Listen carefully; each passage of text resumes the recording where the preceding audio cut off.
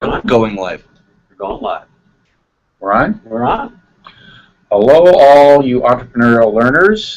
This is Paul Porter along with my buddy Mark Nelson here, and we're here to respond, talk to you a little bit about some of the questions we've been getting, just kind of make a connection with you, and see if we can clarify a few things, chat with you a little bit live. Yeah. Mark, so welcome, Mark. Thank you.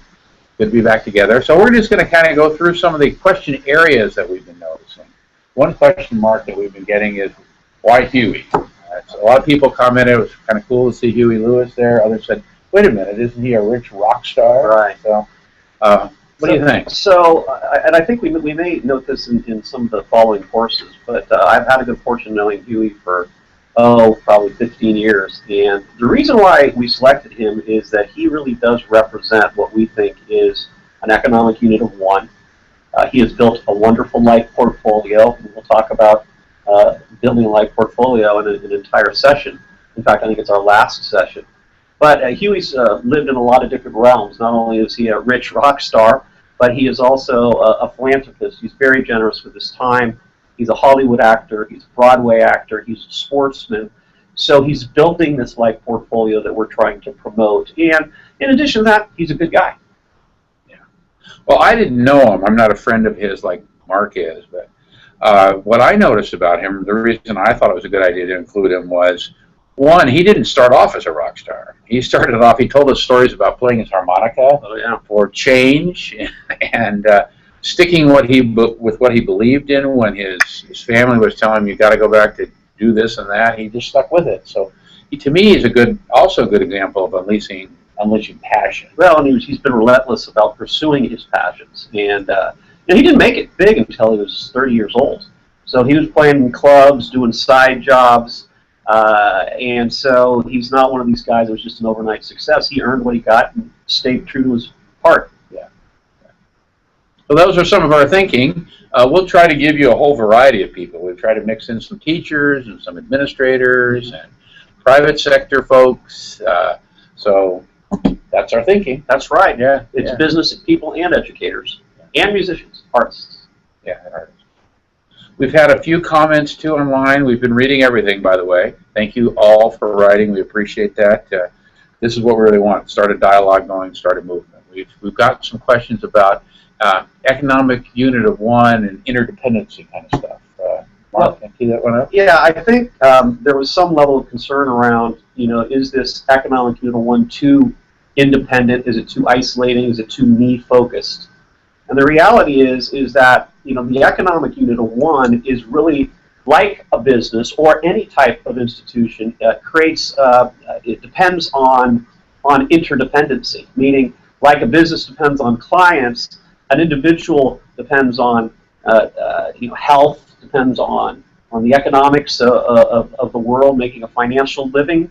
And so the concept is one of trying to build support networks, trying to build groups that you can, of course, give. It's not just about getting, because that was another concern people have. Mm-hmm. Is this all about getting stuff? No, the reality is, and we're going to talk about this in depth in some of the sessions, about really, giving. It's about giving and giving back, being of service. Yeah. And I think it's a good question that some of you are posing. I'll answer more like an educational psychologist. Sorry.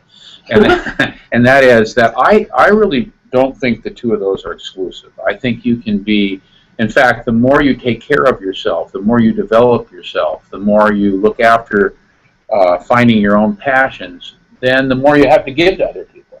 Absolutely. I don't think you can, they're not separate. No, in fact, in some of the posts, I think we saw people talking about Abraham Maslow's hierarchy of needs. And I think one post even said, responded to my quote, which is, it's hard to self-actualize if you can't pay your PG&E bill. And our hope is that we're going to be looking at this life portfolio in elements and in buckets, so that it's not just all about money, it's not just all about physical health, it's not just about relationships, it's not just about intellectual development, it's about a whole host of things.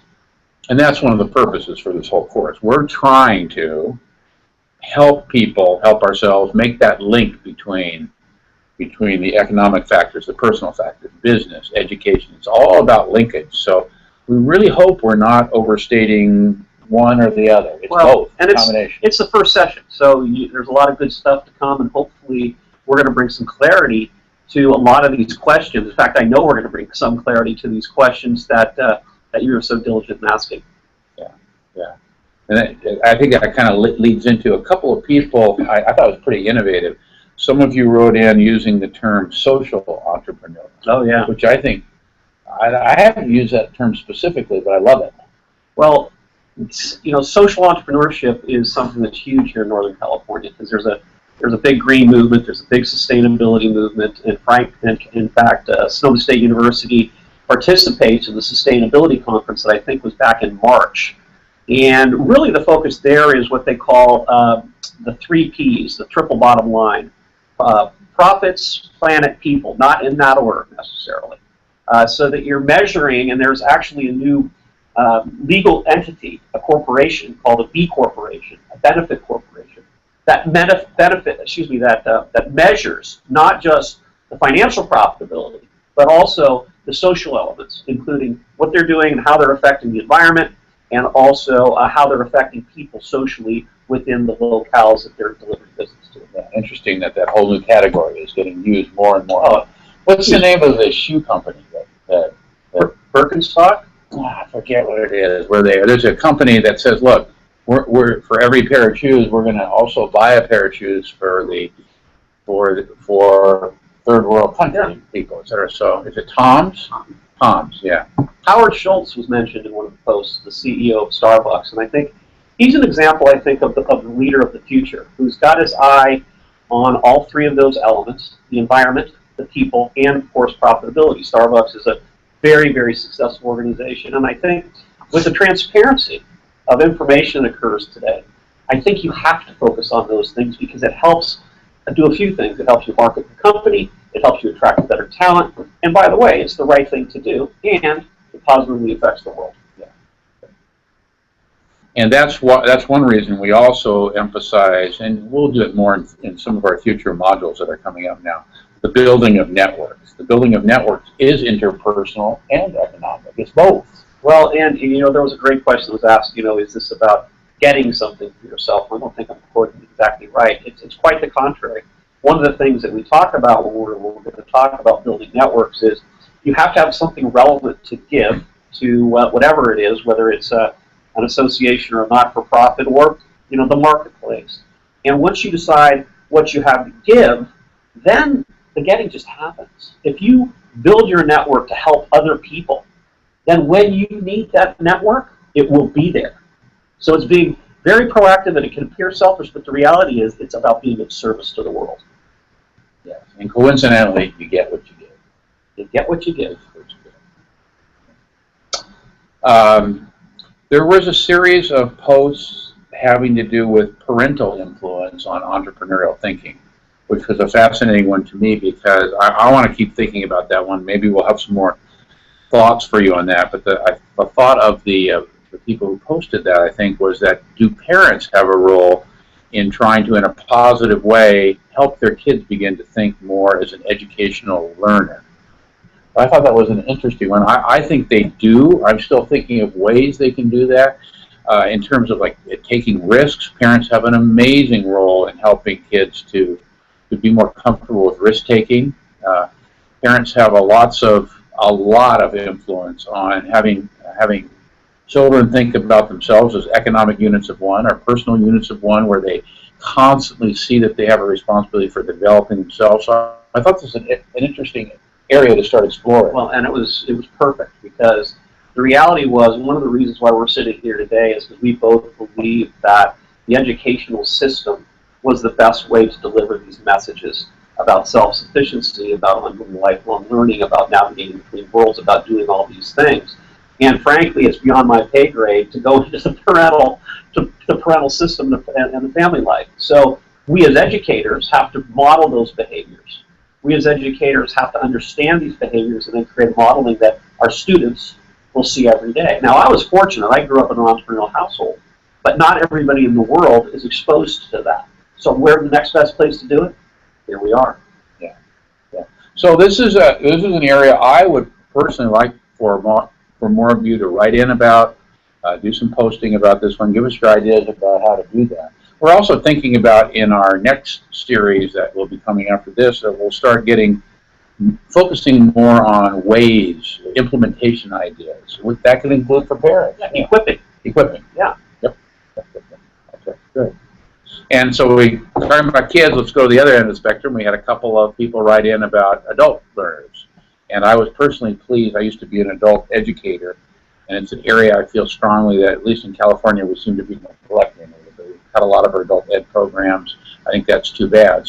But I think adult education is a field that could really benefit from some of the kind of thinking we're doing, because those are the people who come back to school completely on their own. They're not earning a high school diploma. They're not getting paid to come back. These are highly motivated adults that are coming back to school completely to improve themselves. Well, and I think that and we're going to talk about this in the course, and that is, the greatest businesses are really learning institutions now. And the greatest learning institutions are run like businesses. And if we can really start breaking down the thought process and this isolationist kind of thinking, I think it'll be very powerful, because these concepts are going to be necessary in a myriad of forms and a myriad elements of our lives. I hope so. Yeah. We have enjoyed reading a number of posts that people have made about risk-taking. That seemed to resonate with many of you. That I think there were comments that some of you felt that was something that should be emphasized more in schools and classrooms, that teachers need to model responsible risk-taking, rewarding kids for risk-taking, have them think about risk differently. That came up a lot. I was pleased to see that. Oh, yeah. People were getting that. And you heard the words fail forward, and I think, that if you're really going to understand risk, which we're going to talk about again in depth, you have to experience things. And if you're afraid or you're paralyzed because you don't want to take risks, then you're not going to be going to the learning environments the way that's necessary. And we talk about this. Really, the reward is the risk itself, because it's such a great learning tool. Putting yourself in uncomfortable situations or places that you haven't been, navigating between different worlds, we think is very, very powerful. But we don't usually do that. Risk is the reward, is not, from what I've seen, the usual practice. Well, you shake that one up. You're obviously much more well versed than I am in that realm, but I think we're in a day and age where the educational system and educators need to unleash things in our young people. Knowledge is at the push of a button. Knowledge, at least some of the data and information is. The facts are there. But if you can create experiences around what people are excited about, and they're not afraid to fall down and straighten themselves up, and they pick themselves up again, and they get a little nugget. They learn a little something about themselves and about the environment and the world. What else have people brought up, Mark, that we might want to comment on a little bit? Well, we want you folks to tweet. So follow us on Twitter. I'm at Mark Nelson, and we also are at SSU Startup. You can plug in hashtag Edupreneur. So we're all speaking the same language, because we want this message to get out. We believe this is the beginning of something fairly sizable. And again, we've got a good number of students already signed up, but we're looking to get as many as possible. Yes. In fact, they're allowed to sign up for how long, Stacy? Up until 2 weeks before the course closes. So if you have friends, if you have other teachers, if you have bosses, administrators that might want to hear some of these things, get them on. Get them on. We're still taking students. Let's see what else is here. One participant also talked about feeling maybe a little bit in over his head. Oh, yeah. Some of the language that other educators may be using, and he's sort of just, and I actually thought Mark's situation was very similar to yours, and that he didn't start as an educator. Right. He started in the business realm, but now he's moving into that realm. So congratulations for being here, and I would say stay here, listen. This is going to be something that transports from world to world, and if you're learning, you feel like it's a little bit over your head, there's that discomfort that I'm talking about. That's not a bad thing. Yeah. That's a good thing. I think some of the terminology that we're using here is new to all of us. I mean, it's something that we're trying to promote as an entrepreneurial movement in education. Yeah, we have the concepts and things, but we're enjoying stretching we're inventing words like edupreneur and things like that. Yeah. So Mark is pushing me to take some of my traditional psychology and education concepts and translate them into the entrepreneurial area, and hopefully I'm pushing him a little bit to think of some of his concepts in educational terms. So we're all struggling with that. So it's interesting, when we first started these dialogues, it was pretty evident that we had different vernacular. And I think that, particularly when we get the dean of the business school, Bill Silver, and Dean Ayala from the School of Education in the same room, we would use words, and I would use the word like case study. And to me, that's something different than it might be in the educational world or the university world. But that happened time and time again. So we're trying to create a common vernacular so at least we're speaking the same language. Yeah. And part of it's just the process of doing it. We're not there yet. We're making connections between those two schools. Some of you wrote in that you were glad to see this connection between business and education. We're still learning that ourselves, and we're still learning how to speak to each other, how to understand each other better, etc. I might also mention that within Canvas, our terms, we've tried to define key terms for you too, so you might want to check those out. Yeah. In a good way. And then if you've got terms that we're using that just don't make sense to you, let us know, and we'll add those. Sure. We'll try to explain them. And, we're at the beginning, so I'm excited because we got through the intro, and I think it went out largely without a hitch. We've had a couple, I think, issues with the self-assessment tool, and we apologize for that. And have we ever had any other major issues? I think that's gorgeous. Right. People not liking us. But Yeah, that's right. Well, get tired of listening to us, that's for sure. So I think, is there anything else we need to cover, do you think, tonight? I think the other sessions we're going to dig a little deeper, so there'll probably be more Questions and reactions. But keep posting. Keep posting. Use your Twitter. Thank you very much for listening. Thank you for joining our movement and exploring it with us.